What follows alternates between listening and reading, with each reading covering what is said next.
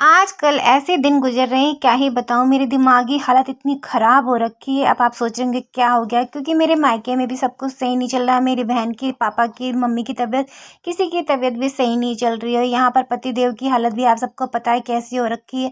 Fracture की वजह से उनको अभी तक उनका कमर दर्द ठीक ही नहीं हो पाया। पता नहीं कब ठीक होगा। उनका कमर दर्द तो बीरबल की खिचड़ी की जैसा हो गया। पता नहीं कब ही ठीक होगा। 1 साल से ज़्यादा हो गए। मुझे पूरा अंदर घर का भी, बाहर का भी सब कुछ मुझे ही देखना पड़ रहा है इस समय। फिर मैं सुबह-सुबह उठी, नहाई, 6 बजे उठी, झाड़ू-वाड़ू लगाया, उसके बाद आंगन धोया, उसके बाद लाइट भी नहीं थी तो ठंडे पानी से नहाना पड़ा। उसके बाद फिर रिक्शे में बैठकर बसेड़ी पहुँची, फिर बसेड़ी से मैंने बस करी, फिर एमएच जाना पड़ा। वहाँ पे जाकर पता चला कि हमें अभिलाषा हॉस्पिटल फिर से जाना है, क्योंकि वहाँ के डॉक्टर ने रेफ़र कर दिया था। फिर हम पहुँचे वो अभिलाषा हॉस्पिटल। वहाँ पर डॉक्टर ने अपॉइंटमेंट दिया कि अब आपको सोमवार या मंगलवार को दोबारा आना है पूरी जांच करने के लिए। फिर मम्मी जी को मैं लेकर चली गई। फिर एमएच जाना था। फिर वहाँ पे मुझे कैंटीन का कुछ काम करवाना था। फिर सारा काम, सच में इतनी हालत ख़राब होगी। मैं ऐसी लड़की हूँ ना, मैं सब कुछ मैनेज कर लेती हूँ। चाहे कोई मेरे लिए सोचे ये इसने क्या करा है, क्या नहीं करा है, क्योंकि आप 1000 काम करेंगे, पर अगर आप किसी का एक काम नहीं करेंगे तो उसके लिए बहुत दिक्कत हो जाती है। इंसान की वैल्यू नहीं होती, काम की वैल्यू होती है। ये तो मैंने कुछ टाइम पहले ही सीखा। फिर मैं आ गई थी यहाँ पर, एमएच में बैठी हुई थी, सॉरी, अभिलाषा हॉस्पिटल में बैठी हुई थी।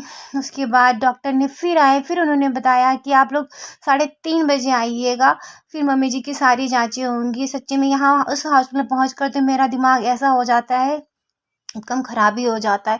फिर हम दोबारा एमएच गए। वहाँ पर हम, मम्मी जी ने कुछ खाया नहीं था, मतलब हम कुछ खाकर नहीं निकले थे, सुबह-सुबह ही निकले। मम्मी जी ने फ्रूट खाया था। उसके बाद मैंने तो चाय वगैरह पी थी। फिर हम वहाँ पे हमने कुछ खाया-पिया। उसके बाद मम्मी जी, फिर हम बस में बैठकर फिर लक्सर मार्केट गए। वहाँ से घर का कुछ सामान-वामान लेना था। फिर हमने जाकर वहाँ पर सामान लिया। फिर मेरा फ़ोन ठीक से, मतलब स्टोरेज कम हो गई थी। फिर हम घर के लिए निकल पड़े थे।